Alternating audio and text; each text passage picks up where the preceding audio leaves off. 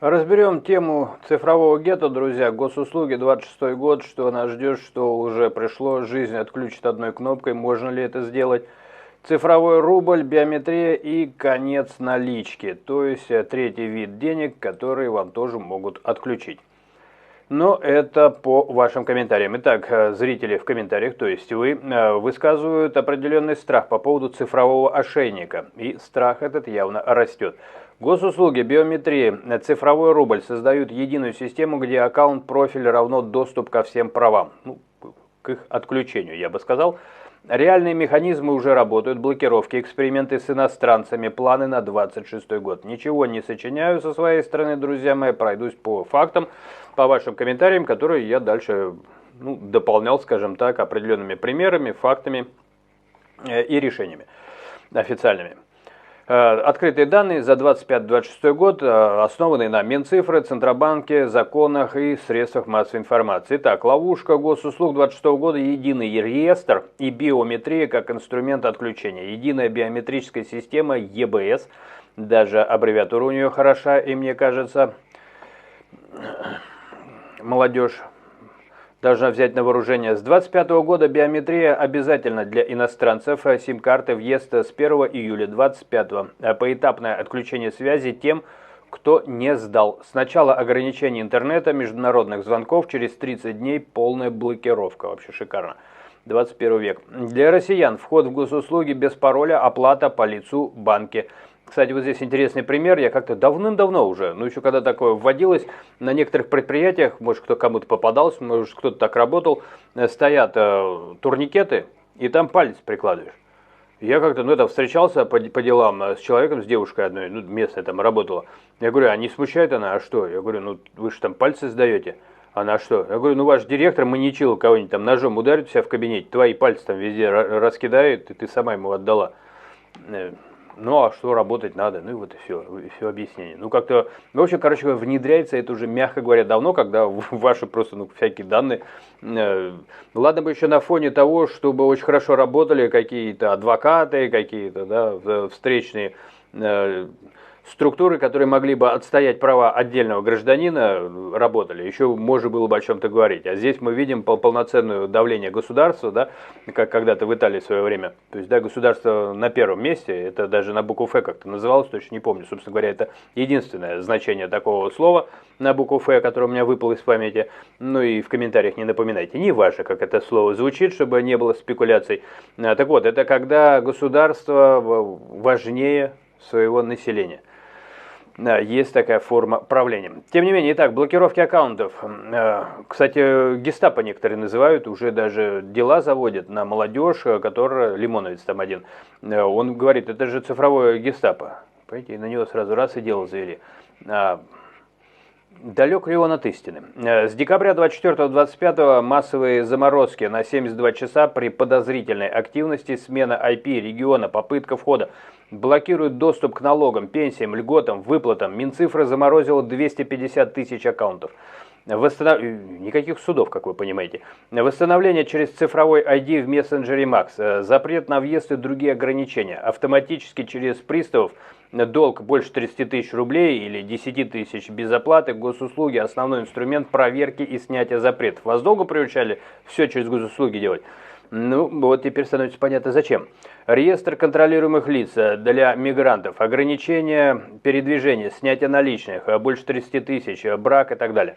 Реальные последствия. Взлом аккаунта. Мошенники совершенно спокойно на госуслугах уже уделял этому внимание. Один деятель с одухотворенным лицом, как я его называю, Ильман Михтиев, запомните это чудесное слово, он когда-то пролоббировал, по крайней мере, его объединение коллекторов, НАПКО так называлось, сейчас не знаю, какова там ситуация.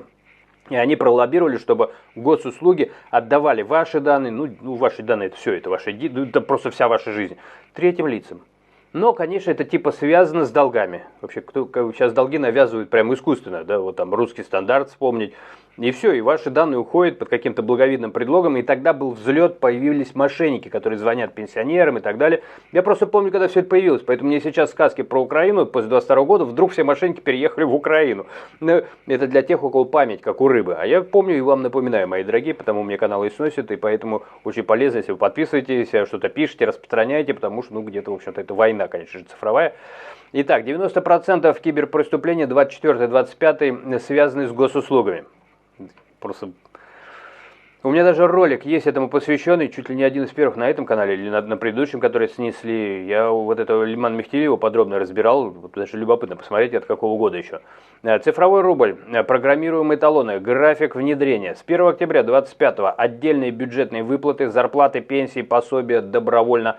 С 1 января 2026 расширение на все федеральные выплаты.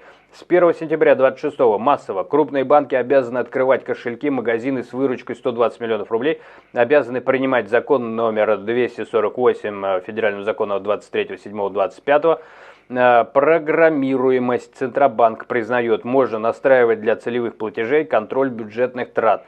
Не начисляет проценты, не для сбережения. Нет операций с наличкой, кредитами, валютой, отслеживания каждого рубля по уникальному коду. Срок годности ограничения официально ЦБ опровергает. Не сгорают, как обычные рубли, но зрители и эксперты опасаются чего? Что возможны смарт-контракты, автоматическое списание штрафов, долгов, запрет трат, каких нарисует вам. Определенные категории, нет защиты от инфляции, что тоже будет, соответственно, топить.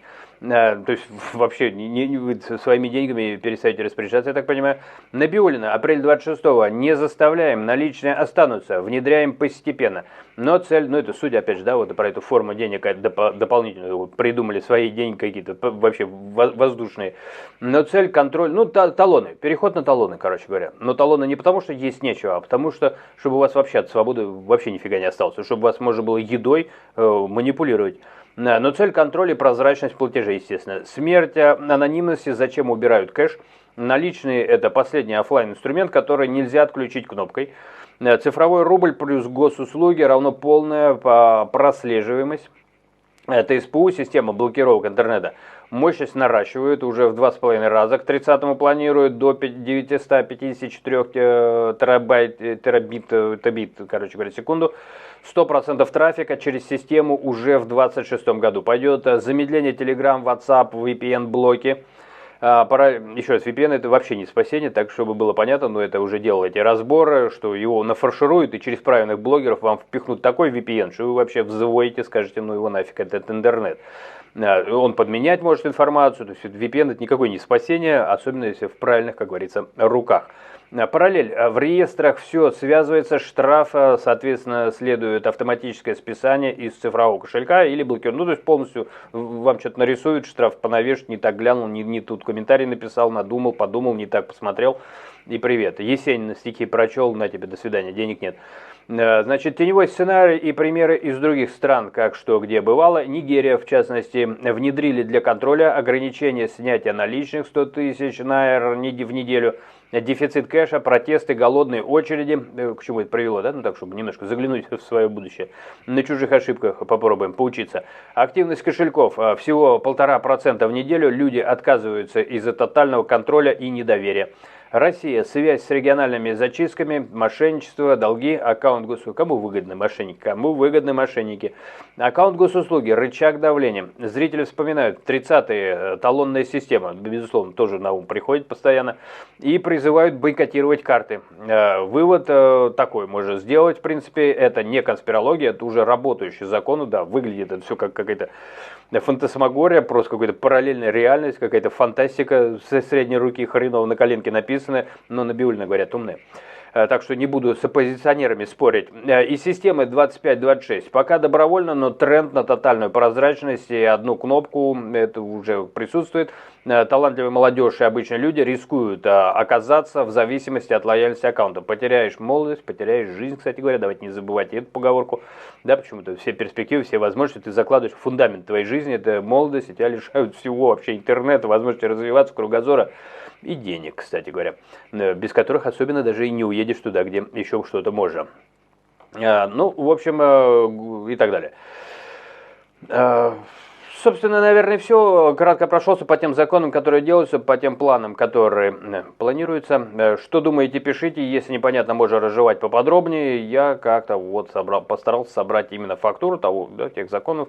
Основной акцент на очередном кирпичике вот этого глиняно дурно пахнущего здания по поводу создания еще и вот этой третьей формы определенных каких-то контролируемых, придуманных, нарисованных талона денег. Талона деньги. То есть, 30-е годы были талоны, сейчас деньги, которые у вас можно изъять удаленно. Талон хотя бы не отберешь, понимаете, там может там еще кто-то где-то что-то.